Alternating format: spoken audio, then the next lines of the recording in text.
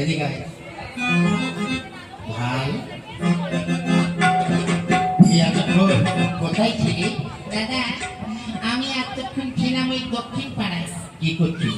Tower লাগাচ্ছিলাম। কার সঙ্গে tower লাগাচ্ছি? তুই বুঝবি না, ফিল্ডিং মারছিলাম, ফিল্ডিং। কোথায়?